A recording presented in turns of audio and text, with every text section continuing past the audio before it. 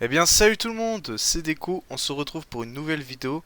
Comme la dernière fois, je vais vous conseiller des animés pour ces vacances d'été, ma foi, vraiment longues. Donc c'est parti, générique.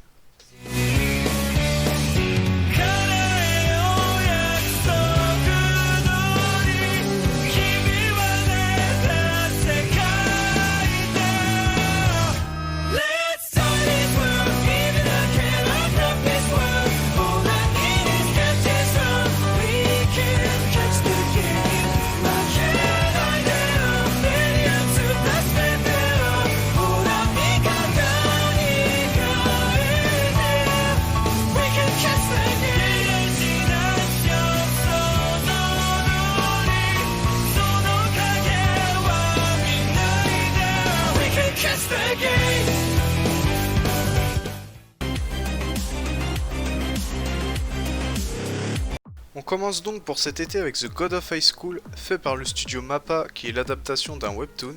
C'est disponible sur Crunchyroll et c'est vraiment incroyable, avec seulement 4 épisodes pour le moment. Cet animé raconte les aventures du protagoniste Jin Mori, un artiste martial de 17 ans à Séoul. Au début de l'histoire, il est invité à un tournoi d'arts martiaux appelé The God of High School, et ouais c'est subtil. L'événement, parrainé par une corporation louche, réunit des participants de toute la Corée du Sud pour les phases régionales puis nationales afin de choisir 3 représentants pour le tournoi mondial.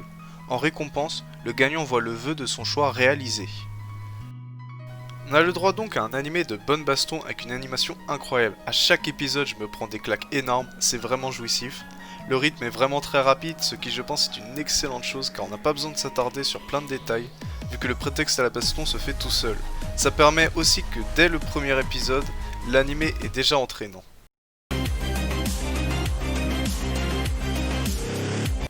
Et maintenant on va parler de Décadence, fait par le studio Newt, et qui est diffusé depuis le 8 juillet 2020, donc 3 épisodes sont sortis jusqu'à aujourd'hui. De nombreuses années sont passées depuis que l'humanité a failli disparaître à la suite de l'apparition d'une forme de vie inconnue nommée Gadol. Les survivants vivent désormais dans une forteresse mobile de 3000 mètres de haut appelée Décadence, construite afin de les protéger de la menace des Gadol. Il y a 2 catégories d'habitants au centre de Décadence, les Gears, des guerriers qui combattent quotidiennement les Gadol, et les Tankers, qui ne possèdent pas de capacité de combat. Un jour, Natsume, une fille tanker qui rêve de devenir une Gear, rencontre Karaburi, un réparateur d'armure de Décadent. La rencontre de ces personnages au comportement opposé, la jeune fille positive qui n'abandonne jamais son rêve et l'homme réaliste qui a abandonné le sien, va finir un jour par changer l'histoire de ce monde. Pour avoir regardé les 2 premiers épisodes, on a d'abord le droit à un animé dans le même genre que SNK, et j'étais vraiment intrigué par la suite, et puis j'ai vu le 2e épisode. Et là, c'est une catastrophe, il y a un délire d'avatar qui ressemble à des Pokémon, je trouve que ça n'a rien à faire dans ce genre d'animé. Enfin bref, j'étais dégoûté, mais je vais essayer de voir la suite parce qu'au début j'étais vraiment hypé.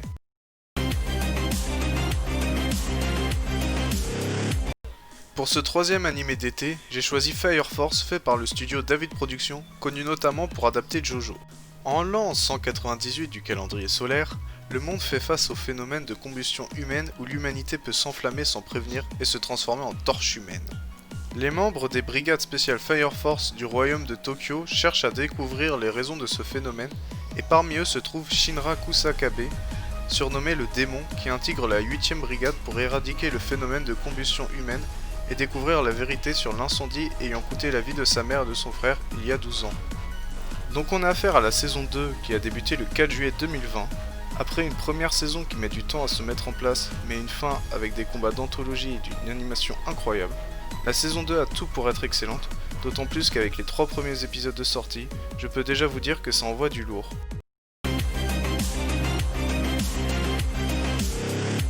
Et maintenant on passe au prochain animé qui est Japan Sinks 2020, diffusé depuis le 9 juillet 2020 sur Netflix et qui compte 10 épisodes.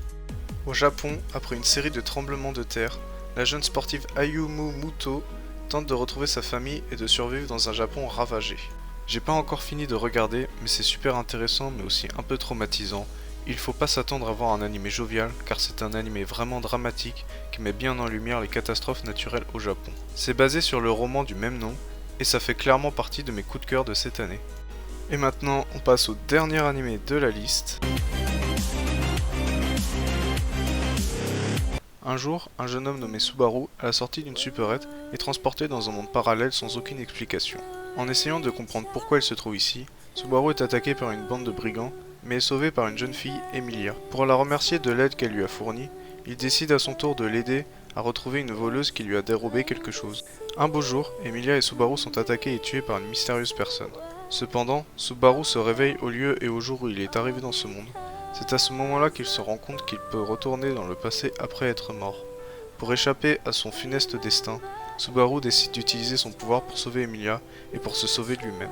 C'est une deuxième saison énormément attendue par les fans, dont je ne fais pas partie car je n'aime pas trop les animés du genre Isekai. Néanmoins, le concept de checkpoint m'a beaucoup plu.